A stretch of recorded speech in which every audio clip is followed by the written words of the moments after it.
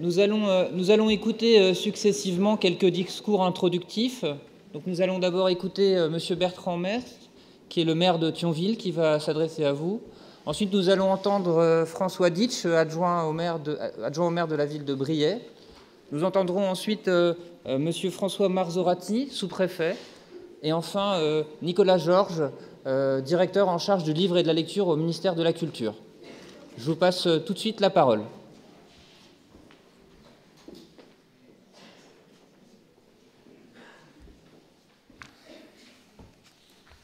Mesdames et messieurs, je veux saluer chacune et chacun d'entre vous, et vous êtes très nombreux, donc je ne pourrai pas citer chacune et chacun, mais permettez-moi tout de même de saluer particulièrement monsieur le directeur du livre et de la culture, que je remercie de sa présence aujourd'hui à Thionville, bien évidemment monsieur le sous-préfet, qui répond toujours à nos invitations, et on connaît son implication dans la vie de notre cité, madame la directrice de l'ENSIB, monsieur le conseiller au livre et à la lecture de la DRAC Lorraine, Mesdames et messieurs les conservateurs de bibliothèques, mesdames et messieurs les professionnels de la lecture publique, mesdames et messieurs les architectes, et permettez-moi de saluer particulièrement monsieur Coulon, pour des raisons que chacun comprend.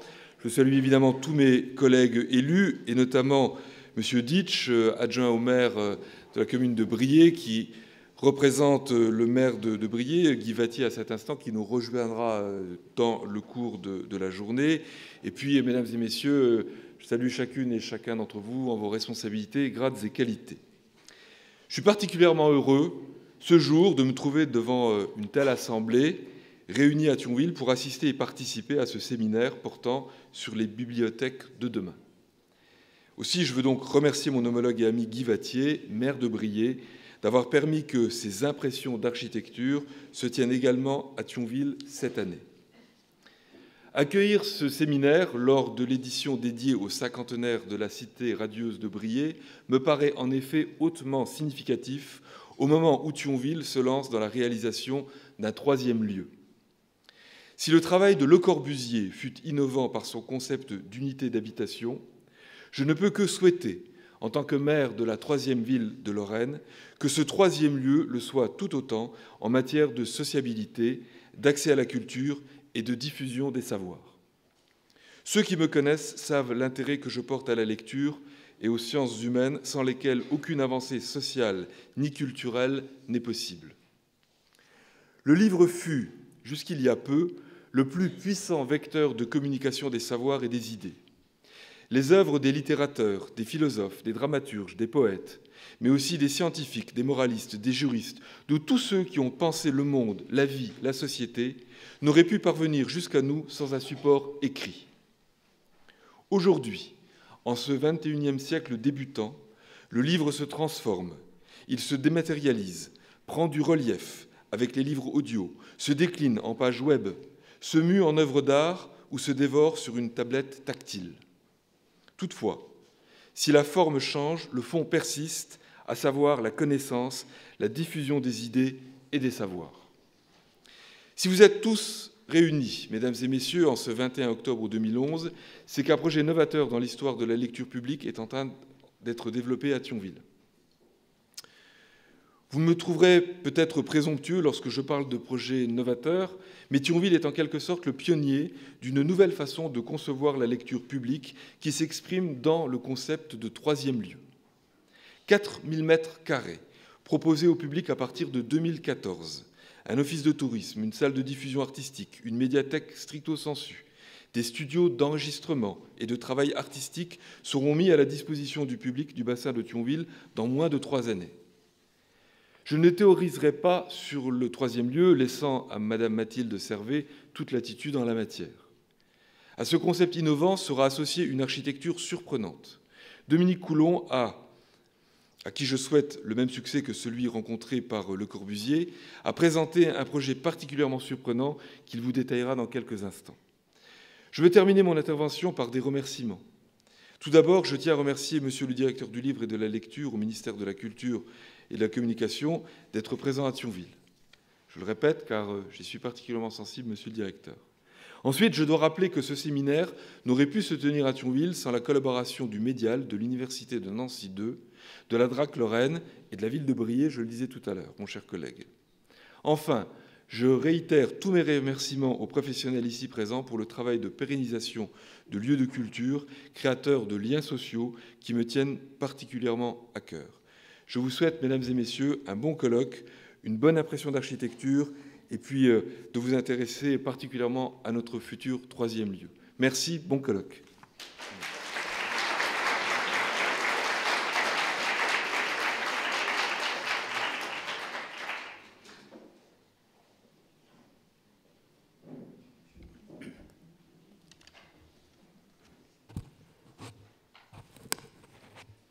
Monsieur le directeur du livre de la lecture, monsieur le sous-préfet, mesdames, messieurs et toutes les autorités qui ont été citées tout à l'heure par monsieur le maire, bienvenue dans cette salle du Beffroi.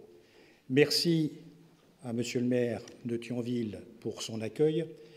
Et je voudrais vous dire qu'en étant devant une assemblée composée telle qu'elle est, je me sens rajeunir d'une dizaine d'années.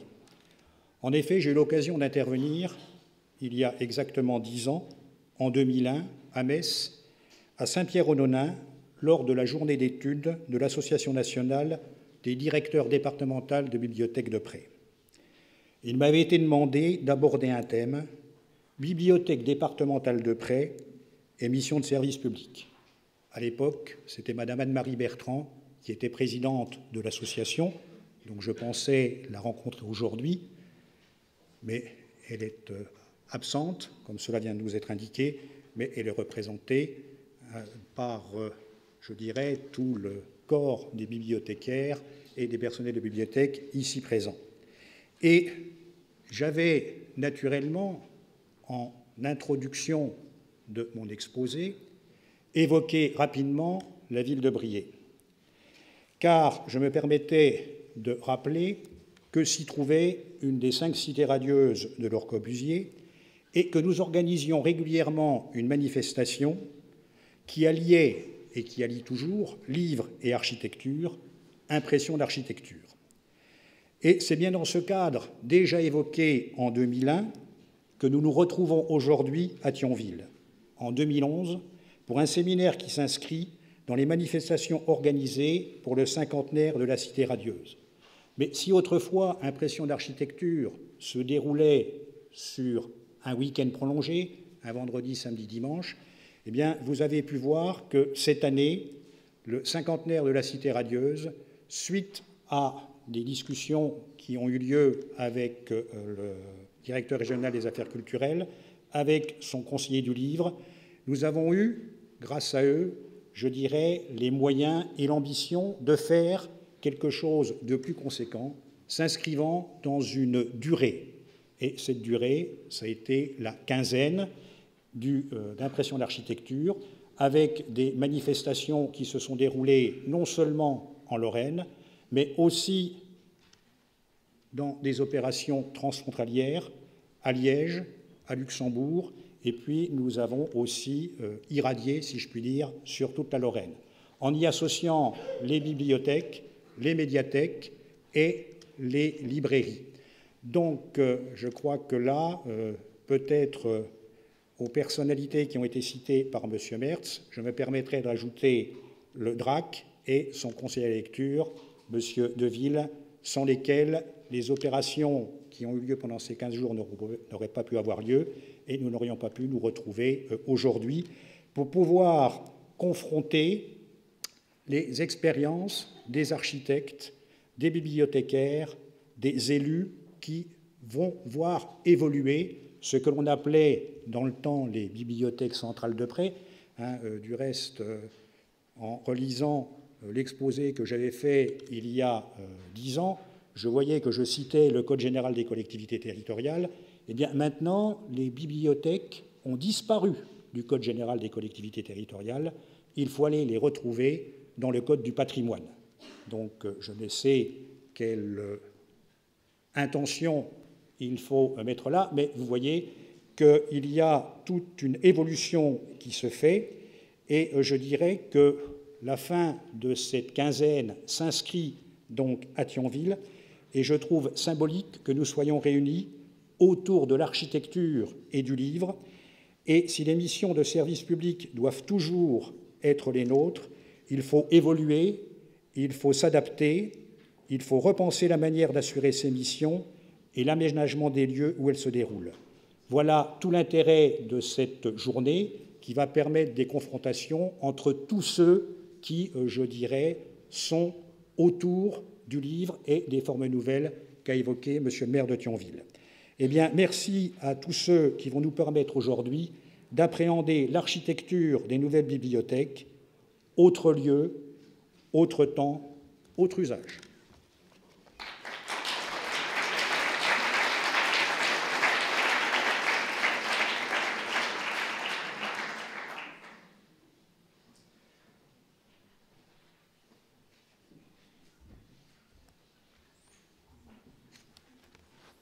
Je suis impressionné par cette assistance nombreuse et de grande qualité ce matin et vous remercie tous d'être présents à ce rendez-vous important qui n'est pas qu'un rendez-vous local que vous avez accueilli, Monsieur le maire, conseiller général de Thionville, mais un rendez-vous régional que vous avez organisé toute l'équipe autour de la mairie de Briey, dont M. Ditsch représente le maire de Briey, et puis au niveau national, M. le directeur du livre de bibliothèque, M. le chef de l'inspection générale des bibliothèques et tous ceux qui sont venus pour participer à cet important colloque auquel participent aussi des sociologues et des étudiants. Et je veux tous vraiment vous saluer au nom du préfet de région, Christian Galliard de la Vernée, qui travaille ce matin sur les problèmes économiques qui, vous doutez, sont essentiels dans cette Lorraine et dans ce territoire, plus particulièrement du Nord lorrain, qui est touché par des décisions que nous jugeons très fâcheuses concernant la sidérurgie. Jean-Luc Bredel, le directeur régional des affaires culturelles, représenté par Jacques Deville, son conseiller, participe à ces travaux. Et je crois que c'est vraiment une manifestation de cette ampleur qui est très importante ici à Thionville, puisqu'elle correspond aussi à l'accompagnement de cette décision qu'a prise le conseil municipal de Thionville et dont Bertrand Mertz vous parlait tout à l'heure. Je sais, M. François Ditsch, que vous êtes l'initiateur de ce programme biennal Impression d'architecture depuis 1994, que c'est la cité radieuse construite par Le Corbusier, dont je parlais récemment avec Jean-Pierre Duport, qui est le président de la Fondation Le Corbusier, ancien directeur de l'urbanisme, ancien directeur de cabinet du ministre de l'Intérieur, ancien préfet de région Île-de-France, et qui me parle toujours avec passion des œuvres de Le Corbusier. Ce programme a été mis en œuvre par l'association Première Rue et elle est organisée par le centre médial de l'Université Nancy II, qui est le point d'orgue en quelque sorte aujourd'hui.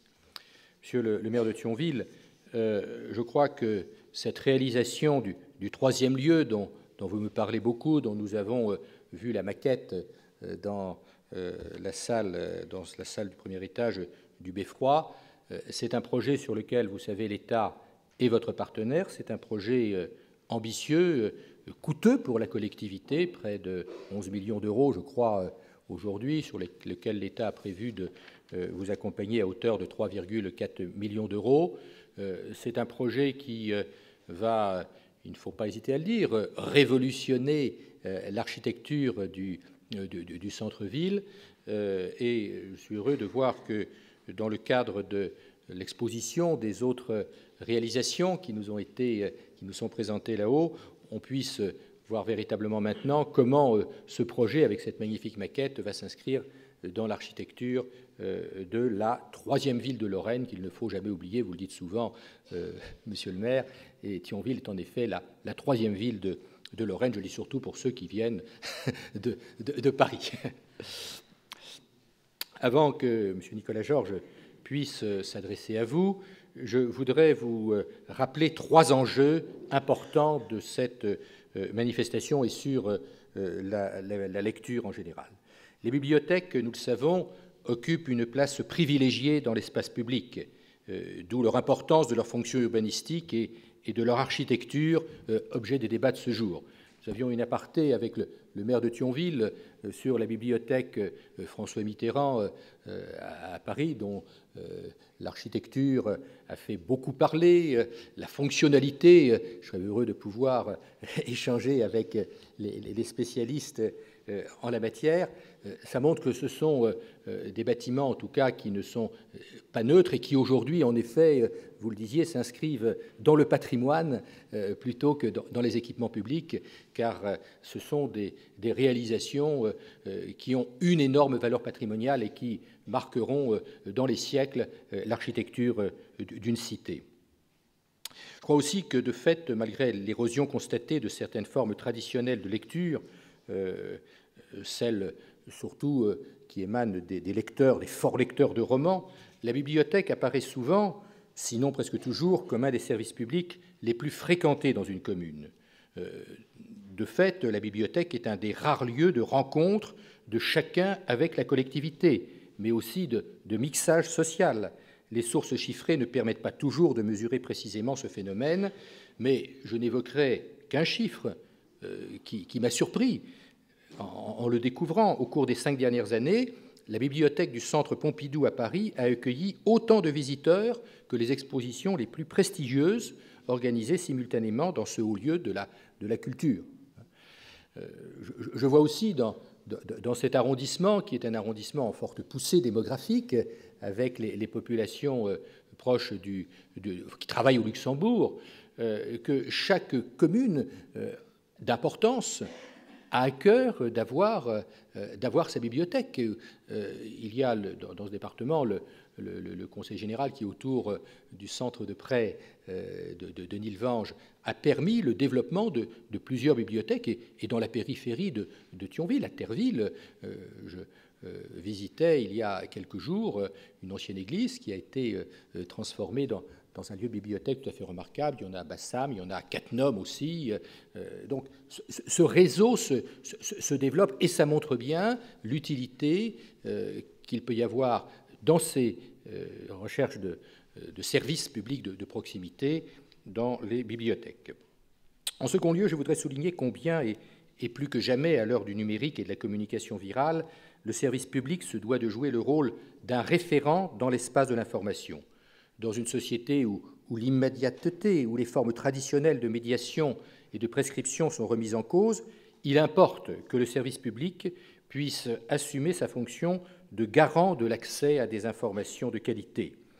Il le fait par un soutien aux éditeurs numériques et en facilitant la diffusion de leurs productions, mais il le fait à travers la construction des bibliothèques qui permettront de confronter les savoirs et d'accéder à des ensembles cohérents d'informations.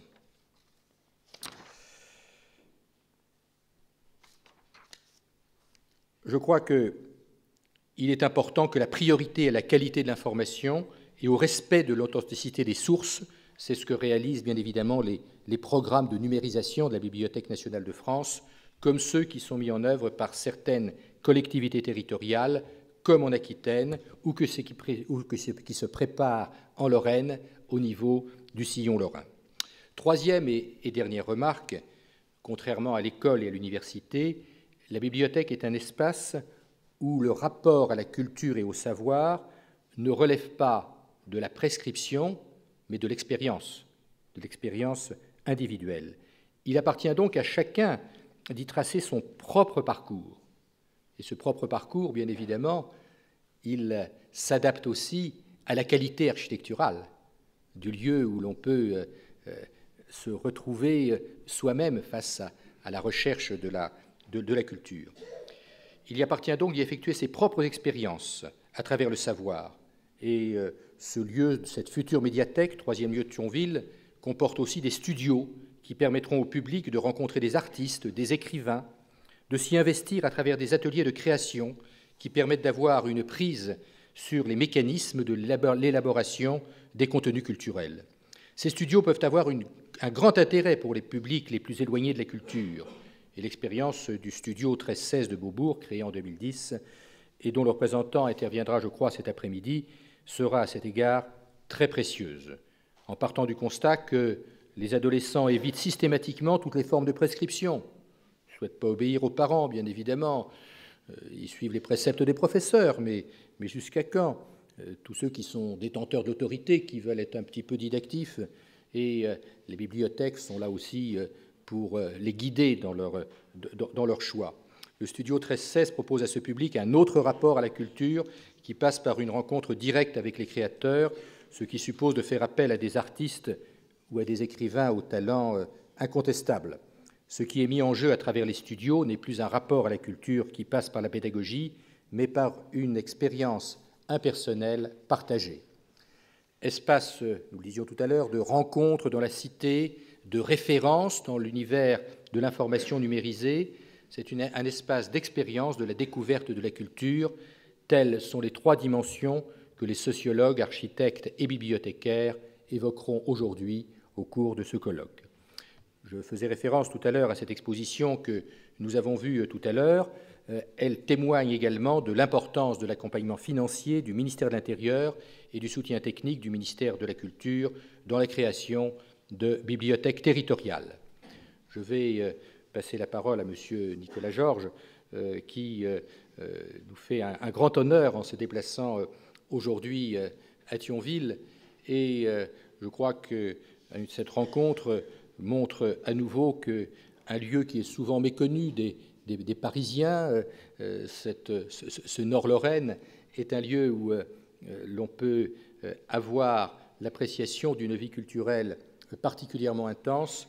Et je crois qu'on peut être fier de voir ce XXIe siècle doté d'un si beau projet que celui qui nous réunit aujourd'hui et pour lequel il y a toute cette matière grise que vous représentez, qui est venue là pour le porter sur les fonds baptismaux avant que la première pierre soit sans doute posée dans quelques mois. Merci pour votre attention.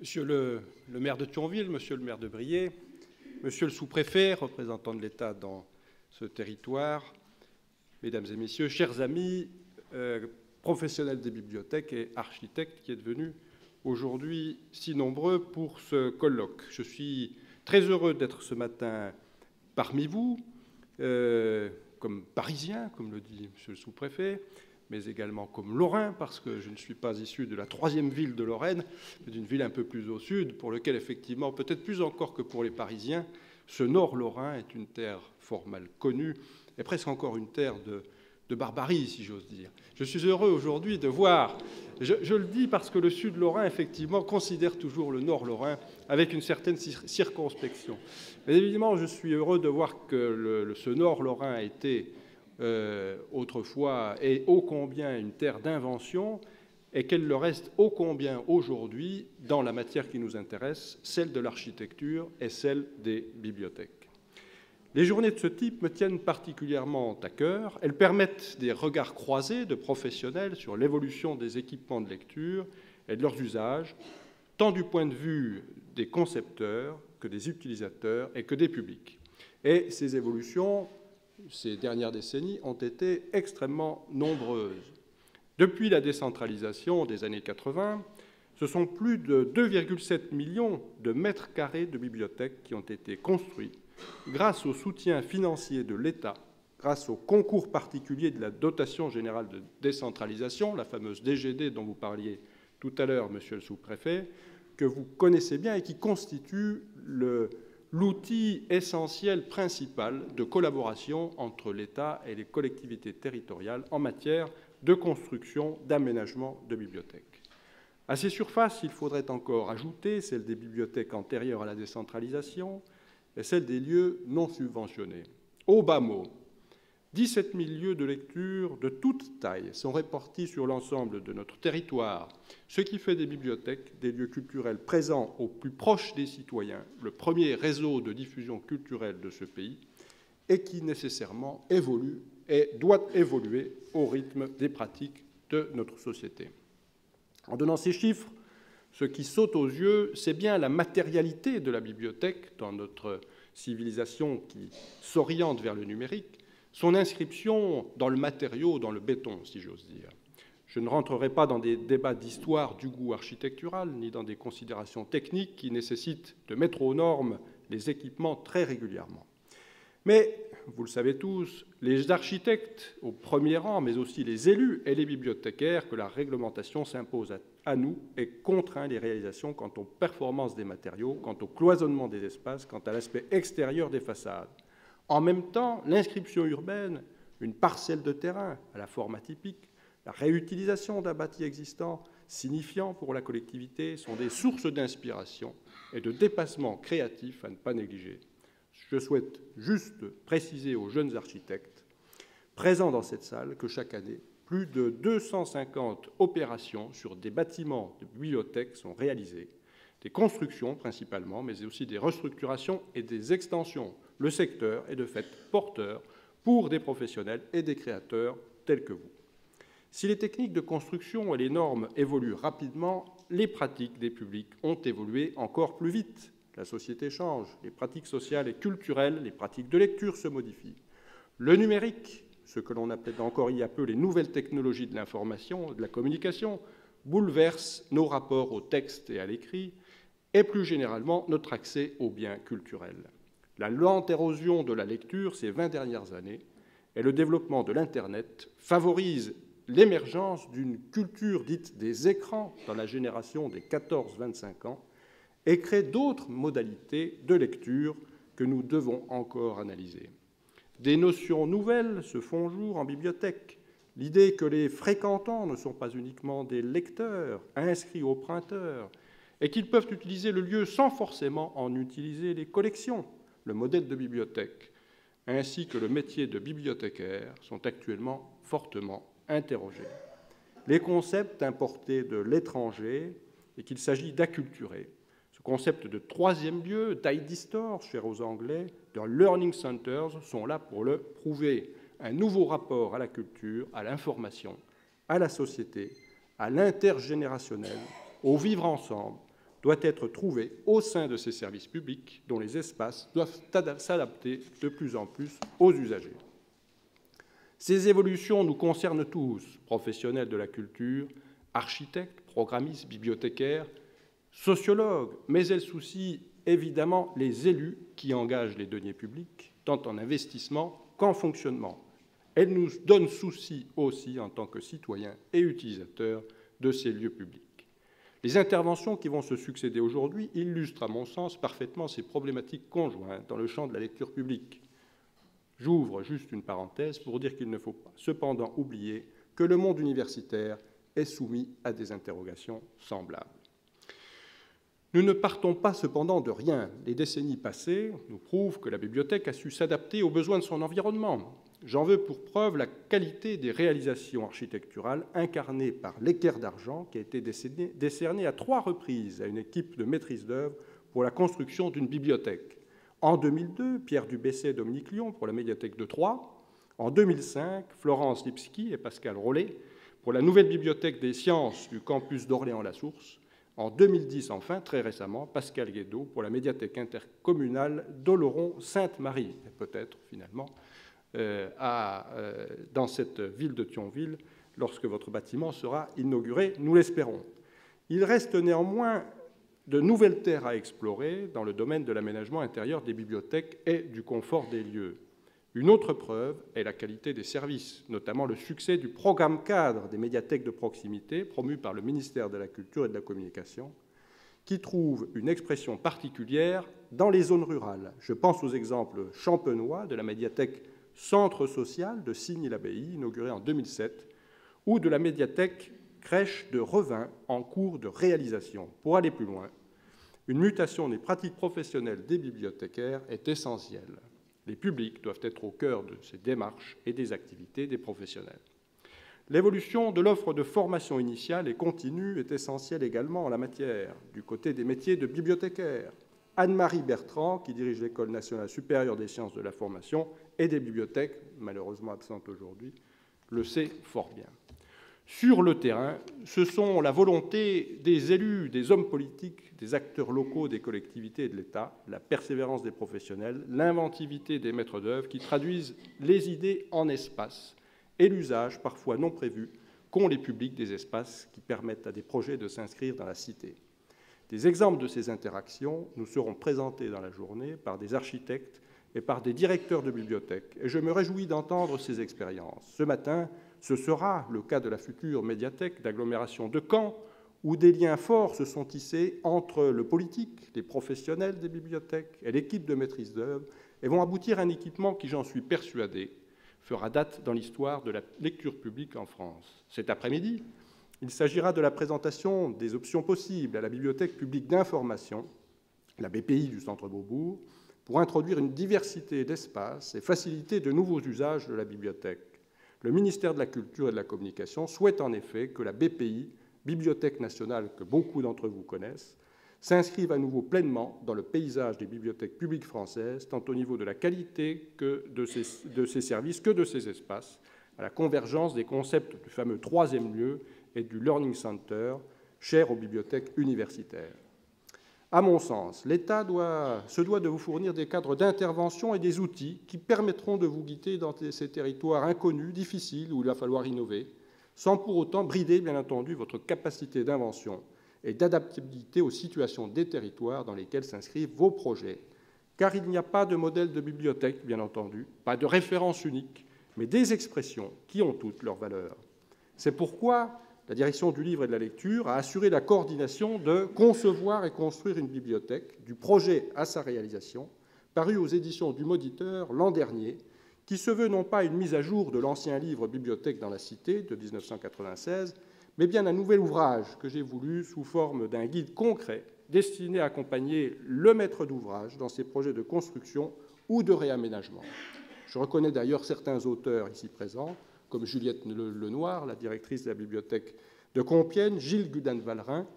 Outil d'aide à la réflexion et à la décision pour les porteurs de projets, il aborde les problématiques des bibliothèques territoriales, municipales ou départementales de près, de l'émergence de l'idée de bibliothèque, émergence politique, à l'ouverture au public, en passant par la rédaction du projet culturel, scientifique, éducatif et social de l'établissement. Nous avons enfin fait inscrire dans le Code général des collectivités territoriales, en 2010, la nécessité pour les bibliothèques sollicitant une subvention de l'État dans le cadre du fameux concours particulier de fournir les axes de leur projet culturel. Cet outil du projet culturel de bibliothèque, relativement nouveau pour ces établissements, mais très ancré chez nos collègues des musées, me semble devoir devenir l'instrument politique incontournable pour concevoir un projet de bibliothèque au XXIe siècle. Les bibliothécaires doivent se saisir de ce genre de documents, dialoguer avec leurs élus pour poser clairement le rôle de leur bibliothèque comme outil de développement culturel d'un territoire au service de tous les publics. Car un projet de bibliothèque est bien un projet de service public, ce que je n'en doute pas vont démontrer les différents intervenants de la journée. Je vous remercie de votre accueil, je vous remercie de votre attention et souhaite que ces échanges permettent de faire avancer et d'avancer ensemble sur la compréhension d'enjeux partagés et la formulation nouvelle de projets de bibliothèque. Merci.